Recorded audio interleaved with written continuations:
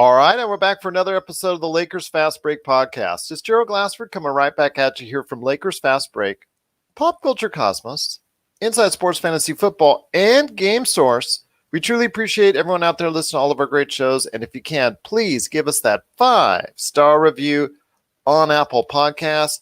Plus, if you can like, share, subscribe, follow, or do whatever you can to support us here at the Lakers Fast Break, and also the great work that's being done at LakerHolics.com. It is truly appreciated. Done a lot of great articles up there recently, including yours truly might have snuck one in there at some point in time. So, thank you. Thank you. I'm getting a round of applause for it. It just basically came from the heart. So if you get a chance, check out all the great things that we're doing at LakerHolics.com. Plus, you'll see a lot of great things going on there from Rafael Barlow, and then also my great guest today as well. We're into Championship Roundtable Part 3, as we're going to go ahead and talk about everything that's going on within the realm of the Lakers. But first off today, we're going to go ahead with our good friends indeed. Before we get into everything that Sean, a.k.a. Magicman, has for the offseason, because we did not get to include his list, because I know that's something that we wanted to go ahead and touch upon. I want to first go ahead and introduce all of our guests. First off, he is the mastermind behind LakerHolics.com. You got to go ahead and check out what he's doing today at LakerHolics.com with all those great informational articles, some of which may or may not contain a crazy trade or two. And boy, that would be a stretch. It is my good friend indeed. It is LakerTom. And LakerTom, great to have you on. And I know we've been talking about it before the show, but I think it comes down to this week, one important word: vote. Yep. You definitely do. Tuesday, we vote for the soul of our nation, and that's not an exaggeration. It is not an exaggeration indeed, but even though that is probably... Tuesday, we vote for the soul of our gosh, nation. Yes, I know, LakerTom. Yes, I know. Gosh, when you have it on and you just want to go ahead and share and you want to go get that information. But even though that was the shortest LakerTom opening of all time, it is probably the most succinct. You want to go ahead and vote by Tuesday. Let's go ahead and get the vote out there. Whichever way you go, whichever way you flow, let your voice be heard this Tuesday. Also with us today is a good friend indeed. He is one of the great writers for LakerHolics.com. Well, don't be a jerk. That's what it says on this mug. Let's see if we can not be a jerk, at least in the coming days. We're keeping our fingers crossed indeed. It is Jamie Sweet, and with 5 great things, I know one of them has to be also to vote as well. Vote and help your fellow man vote. There's some adverse tactics, adverse un-American tactics going on out there. So let's try to help everybody get their vote counted. I don't even care how you vote; just everybody vote. I mean, I do care, but I would rather everybody vote and feel empowered to vote and share their opinion, and then let the numbers fall where they will. Because if that were to happen, I think that good would triumph over evil. I hope good triumphs over evil. I do too, man. I do too. But I wanted, in fact, that's what I was going to go put that as a Facebook post. So thanks for ruining it for me. But, we're going to keep an eye out for that. So let's hope good triumphs over evil this week. But it's good to see everybody out there that's having the initiative to go ahead and vote early and vote often. So we truly appreciate everyone out there doing that. And hopefully everybody will get out the vote when it comes to what's being said and done this week. But also with us today is a good man indeed. And he's going to go ahead first off and share his opinions on what's going on with his thoughts on the offseason. It is also one of the great writers for LakerHolics.com. You got to go ahead and check out what he's doing today at LakerHolics.com under the guise of Magicman. Indeed. He's poofing up his own spells, I'm sure, this Halloween weekend. It is Sean Grice. And Sean, thanks for coming back on the show. Got some earbuds going on? Yes. Rocking Screams the the earbud, crowd. Gerald. And yes, screams the fellow host. So I want to hear your thoughts, my friend. We'll start off with you. Jamie Sweet is probably laughing himself online right as we speak right now. But I want to ask you this. Go ahead, my friend. You had some thoughts in the offseason that we couldn't get to last weekend. I wanted to give you the floor, and I wanted to start off with you. Your thoughts on the major points of contention this offseason. Yeah, Gerald. So moving forward, I think it's best to to remember something. Not all the data is in yet for the new salary cap. Dates on free agency. I believe a tentative date was scheduled, but we have no idea what's going forward until we see an agreement or a renegotiation of the CBA. But we essentially have 5 question marks in free agency, and 2 of them have been answered already. AD and Rondo have decided to opt out. We have 3 more decisions that need to be made. Contavious Caldwell-Pope will likely opt out. I would say that would be the smart decision for him. Avery Bradley, on the other hand, I believe he will opt in. Of the 4 teams that have salary cap space right now, none are really in a position that the Lakers are in. The Pistons, the Hawks, the Hornets all find themselves either in rebuild mode or they're just trying to tread water enough in the putrid Eastern Conference to make the playoffs. So I don't think Avery is going to go to any of those teams. I think he opts in for I believe it's $5 million. And then we have JaVale McGee, and I believe JaVale will opt in as well. That would be my guess. 4.2? Yeah, I think he opts in. How about you? What do you guys think about the remaining 3 players that we have? We have to decide. 50-50 on 50-50 on either for both. I feel like it could go either way. Mm-hmm. I think you're right on with all 5 of them, Sean. I think if JaVale McGee doesn't opt in for 4.2, I think he's getting some really bad advice. That's all I say. Well, the only reason that Bradley or McGee might decide to exercise their player option would be is they could control where they're going to go. But they're probably going to get less money, so it's probably difficult for them to not want to take the money. And that's basically the situation that most of the free agents in the league are looking at. There's only 3 guys that most of the experts or pundits think are going to get more than the non-taxpayer $9.3 million MLE. Those are Tristan Wood, Fred VanVleet, and maybe Danilo Gallinari. But other than that, Gordon Hayward, if he does not exercise the last year of his contract, he will get an above that total as well. Yeah, but I don't think Gordon, just like everybody else, is going to. We're going to see a lot of 1-year contracts and guys lining up for next year because everybody has cap space for next year, and that's the year that you want to be a free agent, not this year. And if Hayward opts out of that deal, he's getting worse career advice than JaVale McGee. Yes, I agree with you there. Totally. He's got what, 26 or $27 million, I think. He's close to. It's 34. 34. Yeah. It started as like a $28 million contract. He's going to leave the Celtics for $34 million to go to. Hold on. I've heard some things talked about and things proposed on some other podcasts, like Zach Lowe. I think that if you were to go ahead and get a offer day, let's say you had a backdoor deal with, let's say, another team like Toronto. Let's just throw out Toronto. 4 years, $100 million. That's safe money right there for 4 years. You might want to give up the 34 now to get 100. Because remember, Al Horford did that last year. He gave up a huge 1 year in order to get the guarantee for 3 or 4 years. So 4 years. Yeah. How's Toronto going to sign him? No, I'm just using Toronto's example. It's just a hypothetical example. To do that. No, I said an example, Tom. There's a rule. There's a rule. No. That's why I said I prefaced the conversation as an example. I could have said the Lakers. Well, the example has to make sense, or it's not really an example. Okay, so moving Atlanta. There you go. They have lots of cap space. Atlanta. Okay. My gosh. He's going to go to Atlanta and compete for nothing. Okay. So another.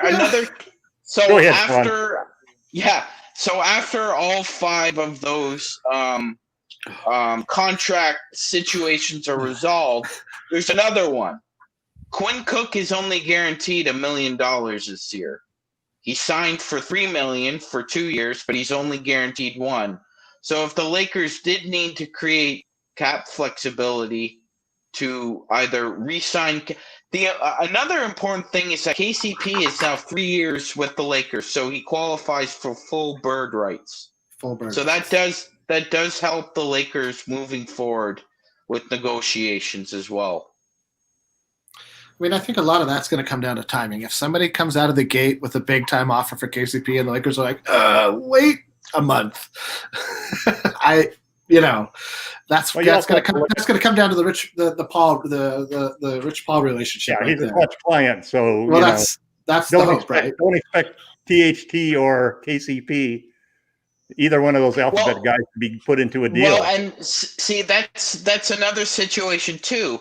Would you throw THT in a deal this I would. This offseason? Yeah, I would too, because it depends on who it's for. Depends on who. Yeah. But we're in a tough spot here. If he plays really well this year, he's going to get monumental offers in the offseason. I mean, he'll get somebody's MLE. I don't know about Monday. But I just don't think we're in a position to afford him if he has a really good year next summer. So I'd rather just trade him. When it comes to THT, Sean, let me put it this way: he's not going to have a big blow up year on the Lakers because they have already a lot of players. The thing is with THT is he's got a lot of promise, but there's still very rough things that as far as he's not going to improve dramatically to the point where he's going to become an 18 to 20 point scorer now in the next year. But 2, 3, 4, 5 years down the line, he could become that player. There is some tendencies, but he's got to work he's got some serious holes in his game. He's got a lot of things he has to work on. So let's get that out of the way. I mean, if you're trading for THT, you're trading THT for promise and for the promise that's there. The Lakers have to have a win now mentality. Their window is right now. Yeah. That is just no other two ways about it. I mean, you have a league that's kind of like in disarray, and you're not sure exactly what to expect with the other teams, but the Lakers are the world champions. And in order to go ahead and continue that with LeBron James' finite window, which, yes, we understand he might play till he's 90, but he is still how much – LeBron an old man? Well – no, I said he might still play until he's 90. That's two for two. You've got to listen. Keep up with this. So in saying that, Gerald, I agree with everything you just said. That's why I think assets right now. Right. You have all the costs, and let's not forget the Luol Deng contract still stuck on, which is $5.5 million. That's true, but we also need to find a way to find an extension for Alex Caruso. Hell or high water, you got to extend him because he's looking at a big payday if he becomes a free agent as well. We're going to trade him for. We're going to trade him to the Detroit Pistons. No. For who? Derrick Rose? For Derrick Rose, that was offered. We offered the Pistons last year. That was early in the year. That was last year. Yeah, I wouldn't have made that trade last year or this year. I wouldn't. Here's my answer to Sean's list. We have 16 players because Bradley didn't participate in the playoffs. So there are 9 keepers: LeBron James, AD, KCP, Rondo, Morris, Caruso, THT, Howard, and Dudley. Dudley's going to be back because of his chemistry in a lineup. We have 2 guys who are gone for sure: J.R. Smith and Dion Waiters. We have 5 guys who are trade bait. They will stay unless we get a deal worthwhile by using all of these 5 guys: Kuzma, Green, Bradley, McGee, and Cook, and I'll add a 6th one, which is the draft pick. And THT. You got to add THT in there. No, we're not going to trade him because he's a clutch client. That's a ridiculous reason. Yes, Clutch gets some favoritism, but my gosh. Clutch clients have been traded before. Clutch gets a lot more than favoritism. They're co-partners with the Lakers in this whole situation. Don't give yourself otherwise. But if you're going to be able to get someone that's going to help win, well, hold on. If you're going to be able to get someone that's going to help you win now, and tell this to LeBron and tell him the only way that you can't get him is because you won't let go of THT, That's ridiculous. Nor is There are really only two untouchables on this team. Clutch isn't LeBron going to and put. AD, okay? So if there's a player that we want, AD isn't an untouchable anymore. He upped it out. we'll trade KCP, we'll trade Rondo, we'll trade Morris, we'll trade Caruso even. We'll trade any of those guys for the right deal, but the chances are that right deal is not going to be there. No, I agree with you there. I agree there, but I'm just saying that you should not put THT as an untouchable because he's not even developed to the point where he's become a player that you can play consistently yet. And frankly, more importantly, Clutch isn't going to put their best client in that position. Well, don't hold on, LeBron. We want to make sure THT's on the Lakers. Like that's never going to happen. He's not KCP. He's not KCP, but by the same nobody. You're probably not going to trade. I laugh at these trades where they're sending KCP out for deals. That's not going to happen either. No, that won't happen. KCP, if he's signed by if he takes. I mean, I've traded Caruso and KCP in a deal, but it was. All right. I could see KCP going for a higher bidder. Now, I could see KCP going at too high of a price for the Lakers to pay. Agreed. So that's the thing. Because like you said before, it was mentioned last week, Danny Green earning that $15 million. And if you want to try and sign him for $9.3 million guy, he's going to be getting offers for the MLE. I think he's going to get somewhere between 10. You don't. They'd have to offer him $15 million to get him to go to. If Evan Fournier. Listen, go ahead. Go ahead, Sean. Yeah, no, I was going to say if Evan Fournier is going to opt in at $17 million, KCP definitely thinks he's worth at least 12 to 15. So we'll give him 12, I think, as well. Nicholas Batum at one point commanded a max salary slot. I mean, let's putting bad money deals off the table in the NBA is basically like saying, let's only play with 20 cards. Yeah. Listen, I spent an hour listening. I spent an hour listening to Eric Pincus's streams. Okay, and he's a really intelligent guy who knows the Lakers. Yeah, but he doesn't run a team. He's not a GM. No, but he's close to the Lakers, and he has a lot of inside information. Sure. His feeling very strongly is that the Lakers' top priorities are to keep KCP and Rondo, and he sees KCP being signed around $12 million and Rondo around $6 million, because both of those numbers are greater than the non-taxpayer $9 million and the taxpayer $5 million MLEs, which are all that most of the other competing teams have to offer. But if we sign those guys to those deals, then we're going to have to struggle to sign Morris and Howard. And if you sign Morris and Howard, you probably are only going to be left with a $5 million taxpayer MLE to sign somebody else. What are your? I think Howard's going to be out of reach. Howard's gone. Yeah, Howard has made like the fourth most money in the NBA of any player in the league, and he's not going to make a decision of where to go based on a couple $1 million. He could get tempted by playing with a winner like the Lakers, or the biggest competition would be the Warriors. But he's not going to go and take $10 million. Remember, Tom. Hold on. Remember something, Tom. When he was still a head case and he couldn't stay healthy with the Wizards, he was pretty much done in the NBA. Everyone had him toast. And so for now him to come back and like Gerald said earlier, like Gerald convinced me that Dwight was gone because he said he's about the money. He's about the cheddar at the end of the day. I don't think he is. I think he's about being a Laker and winning. I don't think that.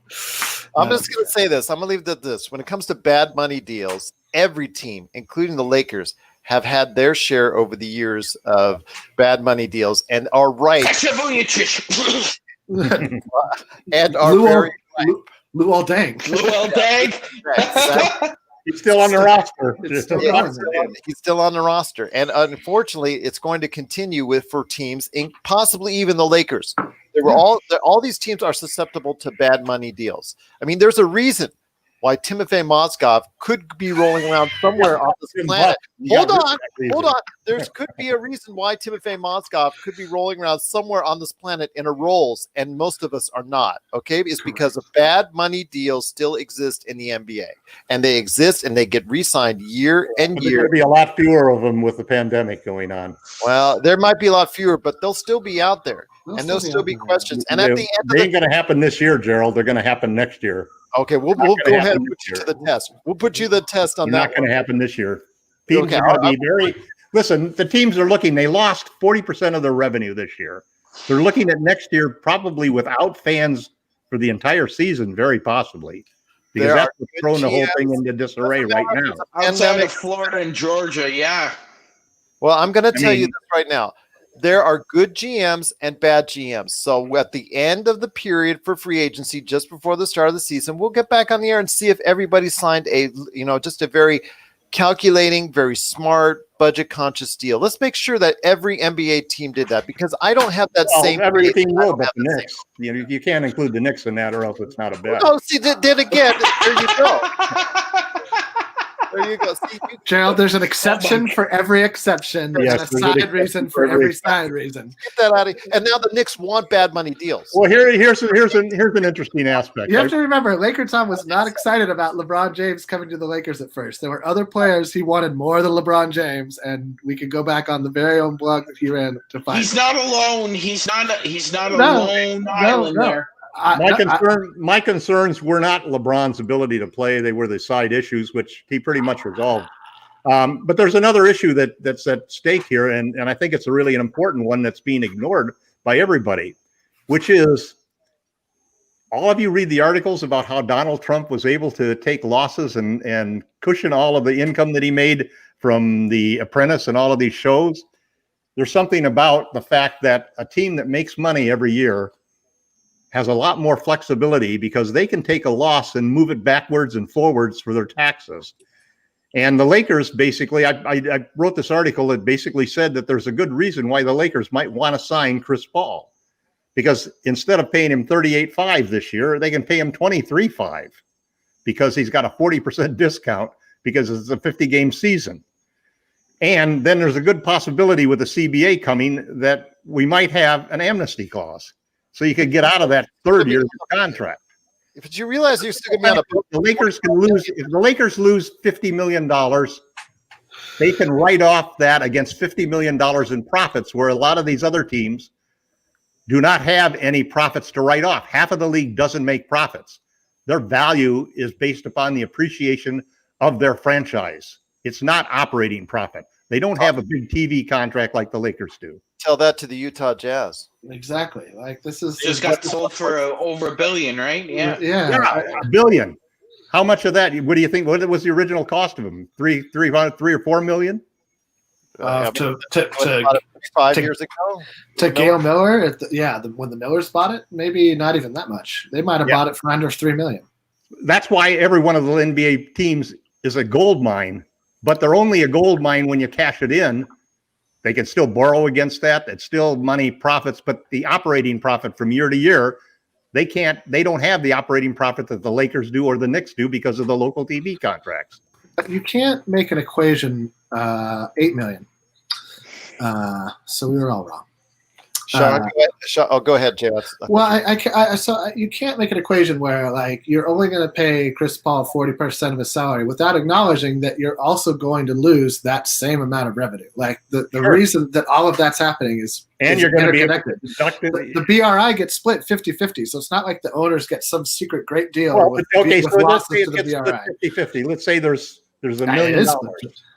Sure. And 500,000 is going to go to the players, and 500 is going to go to the owners.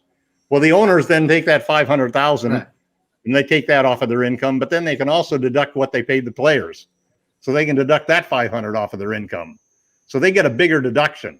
So they lose less than the players do. Well, I think the players lose everything. They lose 40%. The owners lose 20% because they lose 40%, but they regain 20% because they don't have to pay it. But we're not really talking. And if the owners are a team that's profitable like the Lakers, they have income taxes to pay, and all of a sudden you have a loss that you can carry forward 7 years and carry backwards 7 years. to get refunds on taxes that they paid in the last 7 years and to rebate to prevent them from paying taxes going ahead for the next 7 years. Well, So I think you're there's a lot of talking about implications that get into that the Lakers, as a high profit team, have a huge advantage, which could mean that they could easily take a Chris Paul or take a Kevin Love and take their big salaries and still come out ahead of it. They're willing to pay a tax in order to win a championship, more so than any other team in the league. And they would be willing to do this, I think, more than any other team in the league, too. And you can better believe that maybe Rob Pelinka's not a tax expert, but you can better believe the Lakers have their tax experts looking exactly at what the implications are going to be for the losses that are going to happen last year, 2020, and in 2021 that's going to come, and how those integrate and where they can take an advantage over other teams that don't have the operating income, the liquidity, the flexibility, and the resources to do what the Lakers can do. Sean, I happen to think that Chris Paul is actually going to be a serious play for the Lakers. I think that's ridiculous. But Sean, I want to go ahead and ask you this. I remember I asked you for weeks now to get something to go ahead and boost the volume, but I have a feeling now that even the earbuds that you have will not work. So I'm going to ask you to go out and buy a megaphone so that you may be able to speak as far as clearly over our conversations. So I do apologize for that. But 5 minutes ago, I wanted to interject with something. I wanted to hear your thoughts on that. Yeah, no, I wanted to say, like, I respect that theory from a businessman's perspective. Actually, some thoughts were really very well founded. And I'm going to give LakerTom props on that because, there is, obviously Rob Pelinka, he has a background, he's an attorney, law, everything of that nature, but you got to have a group of financiers behind you in order to go ahead and maximize your total output as far as what you're doing from an organization. So I give him props on that. Yeah. So, well, I mean, I'm glad Tom brought Rob Pelinka up because that was kind of segueing into what I was going to say. I think he's the right guy to have behind the wheel to make sure we take that off ramp from the highway to hard cap hell. Because there is going to be a lot of decision making over the next few weeks. I have a feeling what AD is going to do as a clutch client, I have a feeling he's going to take the 2+1. He's going to make sure he gets his 10 years in while taking the super max over these 2 years so he can get the mega max, which he would deserve. If that's the case, then you have AD for 2 years. You have LeBron for I would say this. I would say if AD signs the 2+1, I don't see LeBron opting out of that 4th year. I would say they probably end up renegotiating together. Absolutely, because it's all about smart business sense, and I get that, and I understand that. And with someone like AD, who you already know what he brings to the table, it's very clear to see that by the time 3 or 4 years comes down the line and he's willing to renegotiate once again, he could be one of the 2 or 3 greatest players in the league at that time because he's already right at that cusp of being there already. So we're going to be very interested to see how this plays out. LakerTom did have some great thoughts on that. And if you want to hear more, or if you want to read more about LakerTom's thoughts on it, from that perspective, and also Sean's as well, and Jamie Sweet's, check out Lakerholics.com. But I thought I'd devote a great bit of time before we go ahead into LakerTom trades. I thought we'd go ahead and devote some time to Daryl Morey heading to the 76ers. And it's funny because Mike D'Antoni getting hired as a coach is an afterthought because he got hired as an assistant coach as far as the Brooklyn Nets are concerned. Obviously overplaying his hand when he thought he had other options in the league, and he unfortunately ended up not doing. But Daryl Morey had some other options. It's now very convoluted in Philadelphia right now. There's a lot of unnecessary contracts. There's a lot of bad contracts. And there's also a lot of hands in the cookie jar, so to speak, as far as people in ownership and also Elton Brand there that are just so many different voices going in. Daryl Morey is going in there obviously with a plan, but it's going to be a lot harder, I think, for him to go ahead and execute than what he did in Houston. Jamie, I want to start with you. Your thoughts on Daryl Morey going to the Sixers. I think it's a great move, as long as they're letting him have the floor and letting him have full control of the basketball operations? Well, I think that's what you're going to see over the next year or so. I think that I'm astounded Elton Brand has held on to that job as well and as long as he has. They just extended him. I know. That's what I mean. I'm astounded at that. I'm like, why? Like, what if you took somebody else's project and just sort of filled it up with bloated contracts and gave up on Markelle Fultz, which I can understand that. It really didn't look like there was a lot left in that box. But, all the same, the extension, the length of the extension, I guess, was kind of what was like. So I wouldn't be too surprised to see Daryl Morey kind of either reduce his impact or for maybe even force him out. Daryl Morey has no problem exerting his will over a franchise. And frankly, I feel like that's exactly what the 76ers need. They just kind of see him adrift. They had a really core identity with the process, but once they got rid of Hinkie, who I'm not even sure he had a vision for how it would ultimately like what I think he did. He's a really smart individual. I mean, yeah. I think he did have a plan and a vision. He was going through the slow burn. And the problem is the league and the ownership of the 76ers didn't want the slow burn. But you could see that the process would eventually work out. It just, again, it came down to patience, and the Philadelphia 76ers brass just didn't have it. Well, I think Fultz getting hurt really helped derail that process. Yeah. I think that shooting would have been – that was like – that was who was going to solve the shooting problems, right? Like he was always going to solve the shooting problems. And then D'Antoni going to Brooklyn, Steve Nash is doing the right thing. He's getting a lot of people who have been in the business and, he's not coming in with and by the way, also I'm a genius mentality, he's getting the guy to run the best offensive guy to run an offense. Ime Udoka is a solid pickup for that coaching staff. Jacques Vaughn has always been a great guy to have on a locker room as a coaching staff guy. So, he's making some smart decisions, and frankly, it gives the Nets ownership a great release valve should Steve Nash just lose the locker room. Should he not be able to relate to Kyrie Irving? Should he not be able to inspire the bench guys to play to the level that they're gonna and sacrifice to the level that they're gonna need to sacrifice to? So it's going to be interesting. It's going to be very interesting to see. Tom, did you have any thoughts on Daryl Morey going to the Sixers? Again, I think this is a very sound move for the Sixers organization, but they've got to stay clear and let him do his work. Well, I've always liked Daryl Morey. I think he's one of the best deal makers, one of the best general managers. I've had some problems at times with his over reliance on analytics and sometimes ignoring the ability or the need at times to take a 2-point shot. But as far as a guy who can make good deals and can come up creatively with ways to improve a roster, I think there's nobody better in the league. It's kind of interesting. He turned down opportunities to take over the 76ers before, primarily because it would have meant taking his mentor or his mentee, Hinkie, out of a job, and he didn't want to do that. I admire that a lot. The only thing that really bothers me is that I can't believe that he would want to have Elton Brand still there.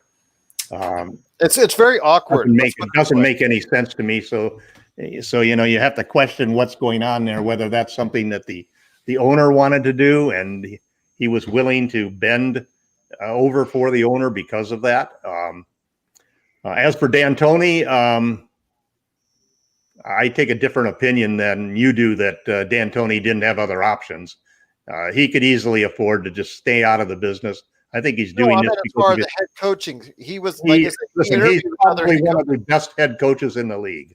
Well, then how come he didn't get a job? He interviewed for Philadelphia and lost that. He interviewed for other coaching jobs and didn't get it. So don't tell me. Apparently, Indiana had an offer for You're wrong.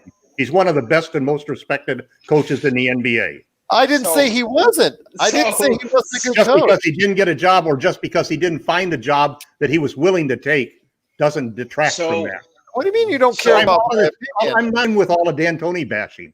But he doesn't know how to I'm not bashing D'Antoni. I'm not bashing D'Antoni at all. I just think he didn't get it. D'Antoni is a great coach. He's doing this because of Steve Nash. That's not 3 for doing 3. You didn't hear what I had to say. I know. You did not hear what I had to say. Absolutely not. So I heard from a bunch of reporters that D'Antoni had an offer from Indiana, but he wanted a little bit more money. And so Indiana was like, okay, we'll offer the job to the Raps assistant. And he took less money. Herb Simon is notorious for being a little careful with money, shall we say. Right now. D'Antoni got Ty Lue. That's what happened, and there's no shame in that. It happens all the time. He rolled the dice. Same thing is going to happen to a lot of players, right? They're going to opt out of guaranteed money. A good coach. I never at any point in time I did not say he was a good coach, and I'm just saying his options for getting head coaching gigs now had run out. Yeah, agreed. Mike D'Antoni is a good coach in the same way in college football. Mike Leach is a good coach, but he's not Nick Saban. He's not Phil Jackson. He's not, right? He's a good coach. He's not a great coach. He's a good coach. He's a brilliant offensive coach, and he's a lackadaisical defensive coach. And the two of those balance out over the course of the career. So as far as the Morey situation goes, yeah, Gerald, I agree with Gerald. He did have a vision. He decided that they were supposed to draft Jason Tatum. That was his choice. He was going to build his team around Jason Tatum, Ben Simmons, and Joel Embiid. And to me, that's a potent trio there. Jason Tatum is a great shooter, and he offsets what Ben Simmons can't do as a shooter. And Tatum is also aggressive in a way that Joel Embiid can be passive-aggressive on the court at his best of times, really. So there was going to be a mutable cohesion there that Hinkie wanted. The big problem with Philadelphia, if we all want to go back and look at this, is that Colangelo sat on the ball for like 2 years. He didn't make any moves that really benefited the Sixers. He kept basically the same team Hinkie did, building around Simmons and Embiid, but he never really brought anybody in to help further, like you said, Gerald, that slow burn. So Hinkie ended up being the guy that took the fall. Absolutely, and that's something that the league and also Philadelphia wanted to go ahead and make happen. Go ahead, Jamie. Just a quick question. Who goes first, Embiid or Simmons? Who gets traded first? That's an excellent question. Simmons. Simmons. Can't shoot. Simmons. Yeah, that's what I think too. I mean, Embiid who's in is your- charge now? He doesn't fit into any analytical model that Hinkie or Morey will be. I actually think a trade for Simmons for the big problem big Philly trade. has is that For Green and that even if they attach picks to the Horford contract, it's still a really bad deal. So I'm guessing a team would ask them to throw in Matisse Thybulle. And I mean, are you willing to trade that guy? Simmons for Harden solves the problems for both franchises. Embiid might be the one that goes. I know, just because of the Horford contract. That's right. Yeah. And if you want to get rid of the Horford contract or the Tobias Harris contract, Embiid's going to be the one that the NBA teams target. How could you sign those two guys and still have a job, man? Jeez. I know. This is what we're talking about, though. This is why there's always a bad contract. There's always one. You know what the funny thing is about this? I'm glad it segued into this just for a few minutes. Boston has this problem coming up. That's why people like Bill Simmons and all that South crowd is so mad because they have to now pay. They have to now pay Jason Tatum, Kemba Walker, and Jaylen Brown $30+ a year to keep that. So you can't build around that anymore. They've proven what their window is. They're an Eastern Conference Finals team with those three guys. But they won't not keep going any Kemba because further. Kemba's defense, or the fact that teams will just continually target him, seems to be the sticking point as far as why that they can't get any farther into the say the NBA Finals per se, because he's a target and he's a great player. I enjoy watching him, but I see his deficiencies and his size being the factor why he will not be able to go ahead and beyond that type of team. Now, can he be a contributor to a world championship team? Of course he can. We've seen all sorts of players from all different sizes and been contributors. Not at that price, though. Yeah.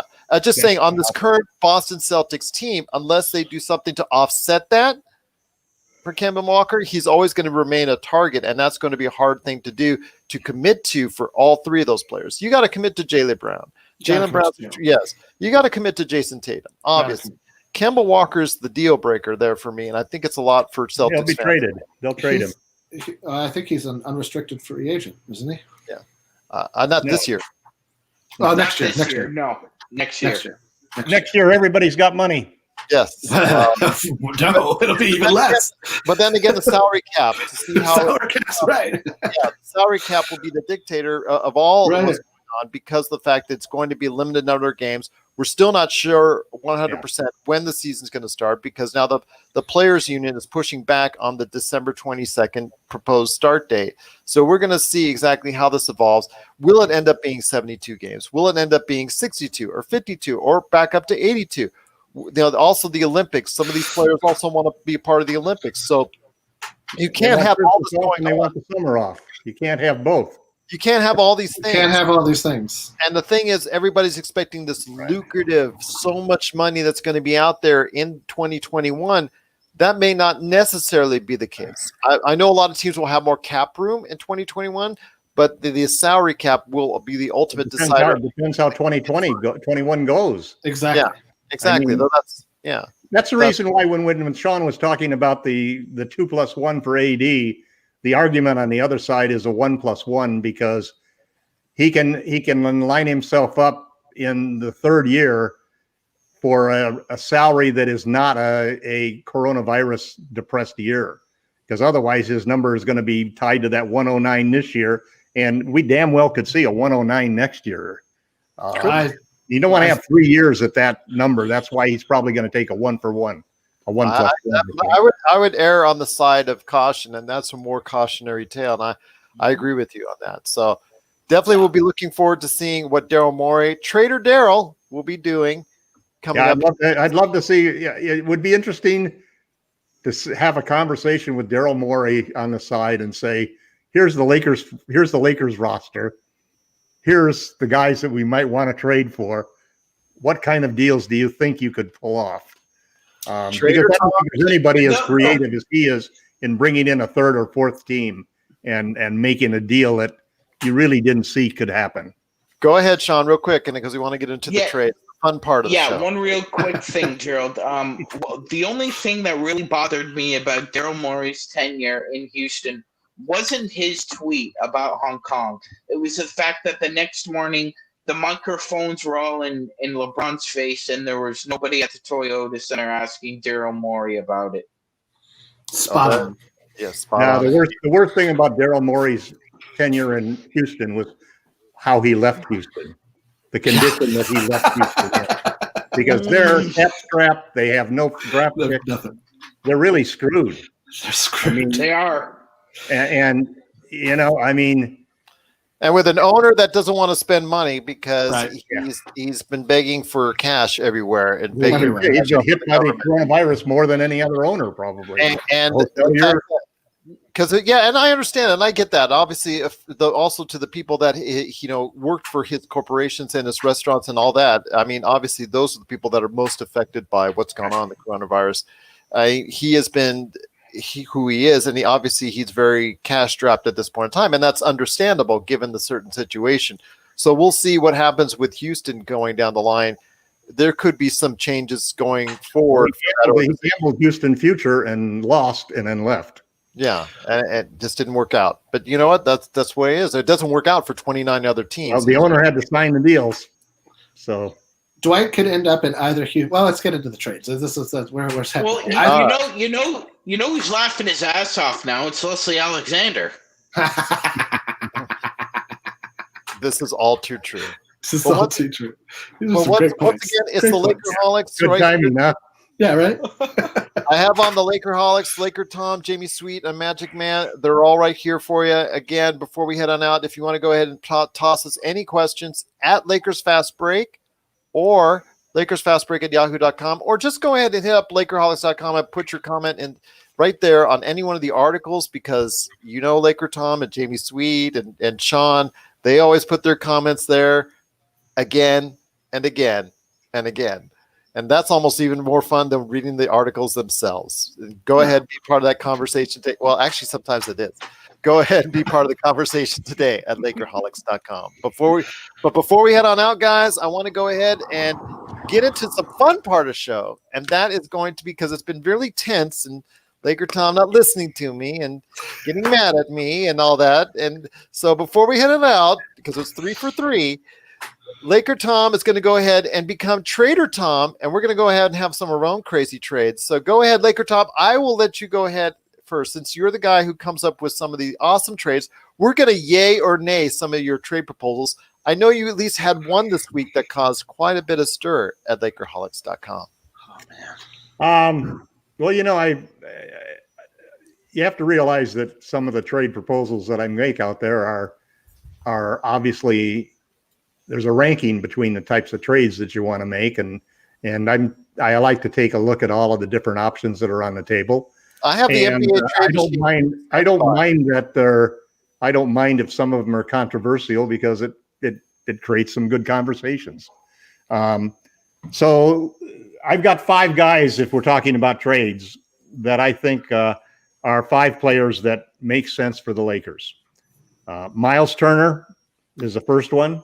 He's at the top of my list. He makes 18 million, and he's a modern center.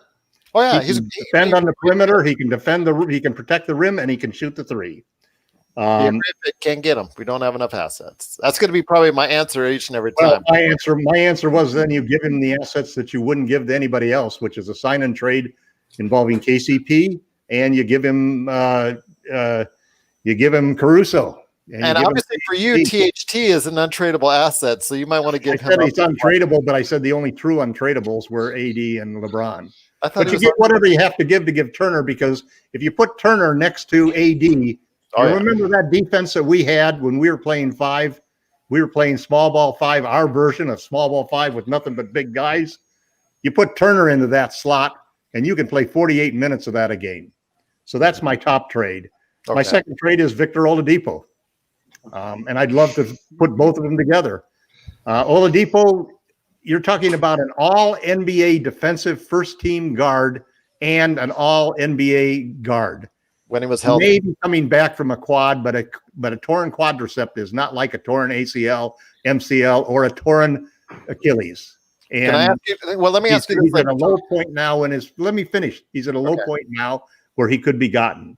Let me ask you this, though, before you go ahead and your third. Oladipo, how many great years has he had? He's had one sensational year. Okay. And number 2 is, how expensive is he? 23 million, I think, is the 15. He's making 21 million right now. Here's the thing about Oladipo that's interesting. The ideal target for the Lakers, the perfect target for the Lakers, other than somebody like Turner, is a guard, because every great championship team or dynasty has had a guard as one of the superstars. Now, right now, LeBron holds that, sort of fills that function for the Lakers, because he's really our point guard. But when you move on to the next level and you have AD, you need a guard to go with him. Well, if you can take Danny Green, a max player guard in free agency, because you don't have enough money, and what cap space you thought you were going to have in 2021 is going to be gone by the time we get done with the salary cap for the next 2 years with the pandemic going. So the only way you can get a superstar is to get one that you get bird rights and trade for him before he gets that max contract, so that you can spend whatever you want to get him. And that's why Oladipo is such a great choice for the Lakers. Well, if you can unload Danny Green's contract, then I get it. If that any part of this deal, if that is included, which it has to be almost. He's filler. He's obviously filler because of the 15 million. Yeah. And the other thing is, his 15 million, the Lakers have 25 million in expiring contracts between Green, Bradley, JaVale McGee. And in this climate that we're in right now, that 25 million in expiring contracts is solid gold for a lot of teams who are going to be looking to get rid of big salaries and to reduce their expenses. So real quickly, so that we can get on with it, the other 3 guys that I think are of interest are Dennis Schroeder. Good. 15 million he's making now. Chris Paul, who's making $41 million, but it'll be discounted to $23 million with the 40% cut in his pay. And Buddy Hield, who's a 24-9 with the Kings, but has lost his starting job. Those are 5 guys. Do I expect the Lakers to trade for any of those guys? Probably not, because I think their top priority is to bring KCP and Rondo back, and I think that makes sense. Before you do anything else, you have to ensure that you get them back. I would like to get Morris and Howard back, and if you get Morris and Howard back, then you only have a $5 million MLE to go out and get. But if you could trade for somebody like Turner, then all of a sudden Morris becomes not as necessary, and Howard becomes not as necessary. And then there's the wild card, which nobody knows what kind of shape Boogie's in. That's what I was going to say. That could affect the Lakers' decisions. He's lost a lot of weight. Did you see the video? Wait, hold on. Did you see the video? Did you see the video, workout video? I mean, obviously, that didn't show anything. He looks ripped. He looks like he lost a lot of weight. That's all. Yeah, he looks like he lost a lot of weight. What counts is, can he get off the ground? I mean, can he move? I didn't see him get off the ground very much on those videos. I don't know, but can he move? Can he move laterally? I think it's what did Charles Barkley once say? Everybody looks good when they're going up against air. Right, that's true. It's a good point. But no, I think Boogie's an issue. I think JaVale's gone. If he opts out, I think you need somebody who can fill Howard's spot, because you got to go through the Nuggets. So you got to keep somebody who fills Howard's spot, and you need somebody to fill Morris's spot. So either you get somebody for Morris and Howard in the trade and the MLE, which are the only 2 options the Lakers have to get anybody, and that's what it comes down to. You keep Howard and Morris, or you find somebody better on the trade market or the MLE. Now maybe Gallinari is honest and says, I'll play for a championship. I'll take $9.3 million. Gallo's not a great defender, but boy, he can fill it up from 3. He would be a great help for the Lakers. Then I just saw somebody else. Who was it? Doggone, I can't remember. Christian Wood knocks on your door. You would listen. Christian Wood is obviously, there's a remote hope that Christian Wood would sign on a 1-year deal, just looking for that 2021 money. He would be my top pick even to trade. How about, since you're talking Oladipo, how about Zach LaVine? I don't think Zach Oladipo on my list. Is injured. Zach LaVine, we're not going to. We don't have the assets. Go ahead, Sean. Sean, I want to just go, since LakerTom shouted off his, and we appreciate him doing that. And none of those outside of Chris Paul were too crazy. Chris Paul, even when you're looking at it the way LakerTom is on Chris Paul, you're giving up expiring contracts in your draft pick. It's that second year, the third year of the deal that just killed me. It's for forever. It's for forever. Yeah. Sean, go ahead. I know you had your thoughts on some trade ideas. Are they crazy? Well, let's find out. I don't think they're that crazy, but we'll find out. Yes. As Zach LaVine goes, I actually think I'm diametrically opposed to Tom's point of view. I actually think we have the assets that Chicago's looking for. Chicago's a dumpster fire. Jim Boylan was just fired. Their front office is a mess. And they've kind of solidified it recently. Well, we'll see about that. I'm not convinced. He's a good start. When's the last time they were in the won an NBA championship? 1998. I get your point. Yeah, that was when the previous. Anyway, I was going to say I think you could tantalize that organization if you offered Kyle Kuzma and Danny Green plus a first-round pick. I think you could get Zach LaVine, because not only is LaVine exactly what the Lakers need on the perimeter, he also has a valuable contract. He's due for he's eligible for an extension in the offseason.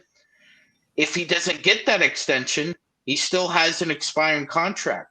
So the Lakers could do a myriad of things with that type of player and his contract on the team. Hold on, Tom. I'm not finished yet. I was just gonna add one little quick thing, that to get LaVine, I would even be willing to throw in Caruso and THT. Okay, well, yeah, I think that's a little too Tells you what I much. think of that. I mean, I don't think it's a crazy to want him. I would give just up don't think THC that's for enough to Caruso. get it. That's all. I think Caruso right now. They can't have Caruso. They have Colby White. They don't need Caruso. Everybody needs Caruso. Not Chicago. Caruso's a guy who fits on Every team needs a Caruso. Yeah, every that's team inquires about Caruso.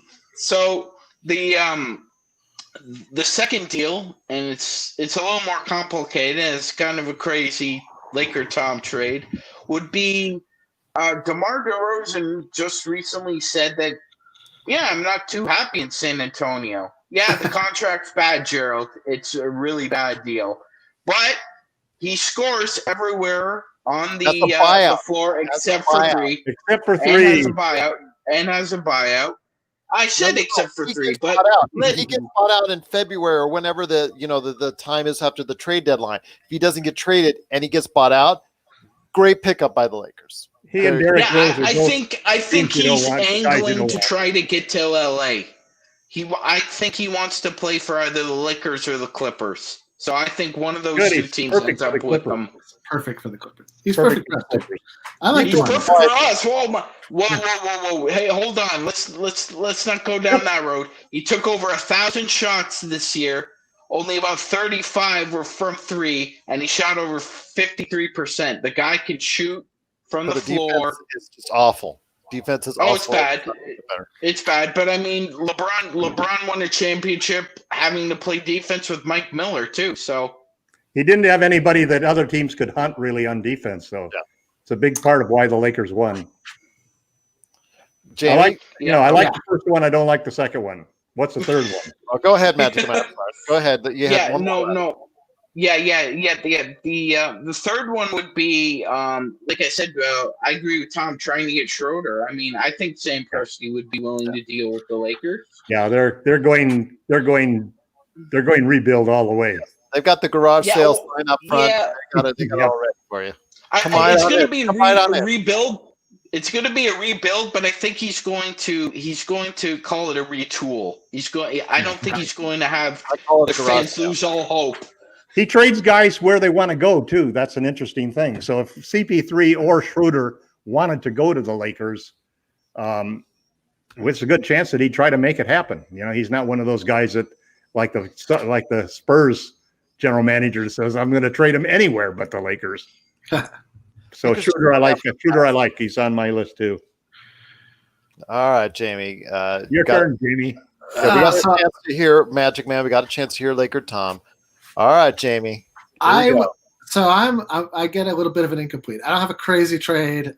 This is what I advocate based on the following assumptions or realities. One, let's say at best the salary cap stays 109, that they figured out a way to smooth it. Their salaries go into escrow, this, that, or the other thing. And let's assume that there is a season. I don't think that's a bona fide guarantee. I think it's like 80% right now, 80, 85. But I still think there's a small chance that one thing or another derails the entire process. Two, that a lot of teams are going to be looking to fill holes, the same holes that the Lakers are looking to fill. Everybody needs a great guard. Everybody wants a big man that can shoot threes. And another wing. And another wing. It's so like all this like, these teams don't need that guy because we need him. I'm always like, no, everybody wants these guys. That's why it's going to be impossible for the Lakers. Why we don't have them. That's why we probably won't get him at the beginning of the year or before the season starts. I think you should be right there. This is what I think. I think that we're on a better, smarter path if we do try to sign guys like Dwight and Markieff and all the core guys. One maybe gets a bigger deal than we're able to. The one who I think is going to be hard to sign is Dwight. I think that if there's another team that offers him even more than the money, a decent role, a role better than what he had on the Lakers, which is, hey, you're going to back up.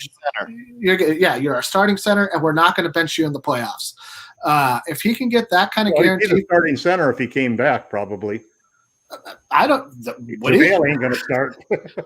He did the whole year. He did the whole year, and we went to and we won the Western Conference. DNP in the finals, and he's going to start. Forget it. No. You can't go back and forth on whether the playoffs are two different seasons or not. In the regular season, JaVale started almost every single game, and we had the best record in the Western Conference. In the playoffs, he's going to be matter. No, whatever. All right. So point. He's just gone. We're just smoking. He's going to opt in, and he's going to be on the Lakers almost all year last year. But this is where I think we should be aggressive at the trade deadline. I think at the trade deadline, we should have a lot of good movable pieces that are very modular so that like teams that have gotten to a point where like we're losing money hand over fist during the pandemic. This team is underperforming and we need to shed contract.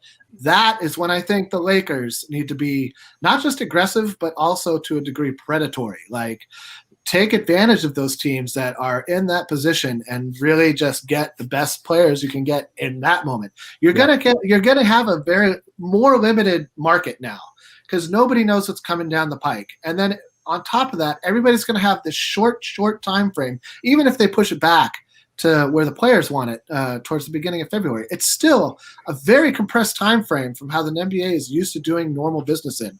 So I think that like everybody's going to be in this, just get it done. And then they're going to get it done. And then the dust will settle and the season will start. And then it'll be a whole season of no fans. It'll be a whole season of these weird bubble things. So all of that, I think, is going to contribute to a lot more than just who's the best player that we can sign or trade for right now. I think that that's too limited a view, and I think it's not limited. It's just I think there's more that we can. There's another game you can play, a game that's a little further down the line where you can maybe get exactly the player you want, even if they're a young guy potentially. There's just no guarantee how. I think that obviously that Utah Jazz team sale didn't just happen like 2 days ago, right? Like I'm sure it's been in the works probably since the beginning of the pandemic. Once the pandemic hit, I'm sure the Millers are like, okay. This is not going to make money for us anymore. Well, they might have got a better price because of the.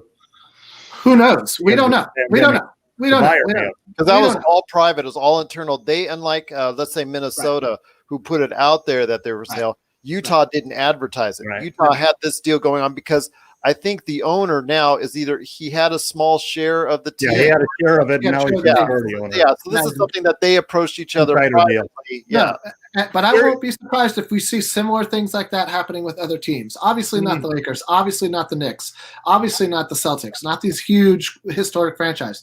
Miami is who you might think of because of his reliance upon the cruise ships and so forth. Yeah, but he's all in on Miami. Yeah. Mickey's all in on Miami. Yeah. He's all in on Miami. Those guys, I think, are safe. I mean, and that's a legacy team at this point. I mean, you have to be honest. The Heat are, despite being a franchise team, are like a legacy team in the NBA. They are destination free agents. They've won multiple championships. They've had multiple Hall of Fame superstars play for them. So that's his losses could be monumental in these 2 years. Oh yeah, no, his mom agreed. But see, that's where I think the federal government will come. No, I think what you're saying makes great sense, Jamie. And I think a lot of the same deals that Sean and I were talking are the types of deals that maybe they don't happen in the summer, but they could easily happen when we get into the trade deadline. Here's the one last interesting thing that I think sort of dominates the entire trade discussion, and it really comes to heart when you're talking about how much do you pay KCP or how much do you pay Rondo versus what, let's say, or even Dwight. And that's the Lakers up to now have been very strict on wanting to keep that cap space in 2021 to just LeBron and AD. Are they going to break that? Because I think they have to. One of the things they need when they get to the trade deadline is they need some good contracts. There was a great article by Windhurst that basically said they should give a good contract to KCP. They should give a good contract to Rondo. They should actually even extend Kuzma now so that he's got to trade a contract that can fill some of those spaces. Otherwise, you can't get enough money to make a matching trade. And so that's a big question, which that's going to be the real big domino that has to fall to really predict what the Lakers are going to do, which is Rob Pelinka going to stick to this whole situation? And a big part of that could be whether Giannis decides. I have somehow a feeling in the back of my mind that Giannis might actually sign a max deal. It's probably killed because of the pandemic right now because it's so bad. But you just waiting for him reminds me so much of waiting for Kawhi. Mm-hmm. And I don't want to see us get into that damn situation again. We could have had guys like Brogdon and and other key players that could have refilled holes for us. And it may be an issue with Rondo. What if the Clippers are willing to give him 3 years? They give him That's 3 what I'm years. saying. There's a lot of ways that this can break down. So to me, I think I've always believed that if you have a guy on a contract who's worth it, that you can move him. And I also think that we'll see a lot of sign and trades next year, like we did last year, right at the end. I mean, that's how all of these guys got moved, because nobody wanted to get stuck with losing a big dollar free agent. And so they were all willing to make sign and trade. So it's going to be interesting to see. And I think that's the big domino that we have to figure out is, are they going to stick with this Laker plan for getting in cap space, even with the reduced salary cap that we're going to have in 2020 and in 2021? I wouldn't be surprised if they didn't go all the way to the 109, but dropped it down to a cool 100 for next season. I wouldn't be surprised at all. Well, I think what you're looking at is, I think everybody seems that everything I read says that the 109 is probably going to be there. The big question is, do they start the season in December 21st and take 30% away from the players for the escrow, or do they players willing to wait until January 15th and take 40% away? Because everybody wants to end it in the summer. They don't want to go up against the Olympics. And the players want to have the summer off more than they want to have Christmas off. So, well, there's a lot of things to think about. And of course, when we get a finalization of when that day comes, or when the season's going to start, we'll tell you right here at the Lakers Fast Break. But I will just share some quick thoughts before we head on out. I think the Lakers, if they can target players like Gallinari and also DJ Augustine, in case Rajon Rondo does take the higher bid money count from either the Clippers or somebody else, I think that would be two good small ways. guard can't play defense. Well, you know what? He's been a killer He against scared the the Lakers. Raptors for a few games Yeah. last year. Yeah, but he's going to be, he's going to be like the guy in the Celtics, man. They're going to target him and switch on him left and right. I think he's a solid enough guard that might be able to go ahead. 5'11". Again, he's prospered in the league, and he's been a very respected guard. Can also hit 3-point shots better than right now virtually. He's a good offensive player. He's a good offensive player. I like him offensively, and he's cheap. And it's the same thing with Gallinari. Gallinari is going to be out there, 40% shooter, but he's also going to be. I'd rather have Caruso out there than him. Well, again, Me too.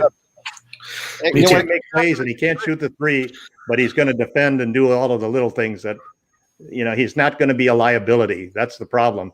We won because we didn't really have liabilities on defense that people could pick on. Well, again, when it comes down to when you have fourth quarter of a world championship game, who are you going to have out there? You may not have a Gallinari. You may not have an Augustine there, but who helps you get to that point?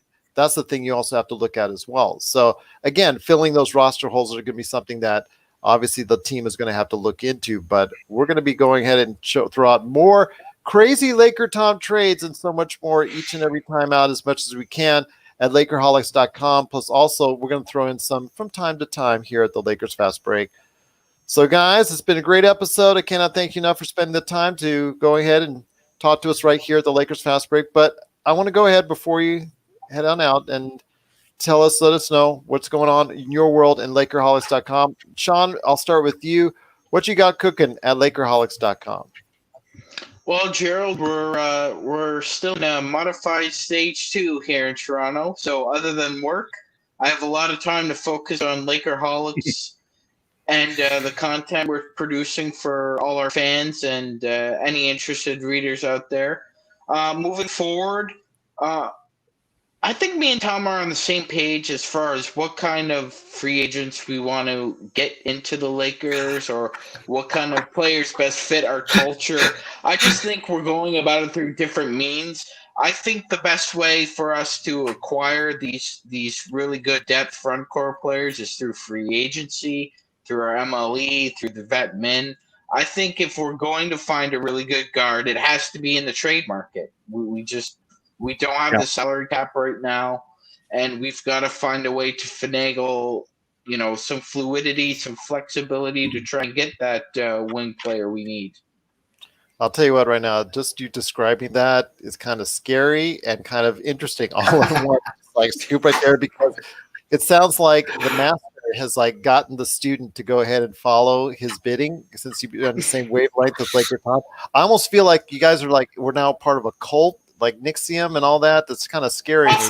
I'm just telling you. It's Palpatine and Anakin, man. It's Palpatine and Anakin. No, yeah. Do you guys remember Kung Fu? at the trade Tom's deadline. my cane. Guess who else is going to be right with us at the trade deadline? There you go. Well, all right. There, I don't. Sean's right though that I do think he's right that listen, the Lakers have two options to really add an impact player. One is the MLE, whether they have the non-taxpayer $9 million one or the taxpayer $5 million one. They'll have one of those two, and then the other is a trade that involves Kuzma basically and the first round pick and a bunch of filler, whoever they want. It's sort of like take your pick of our filler. You can have Bradley, McGee, Cook, or Green. Just add them up and see what fits into your particular situation.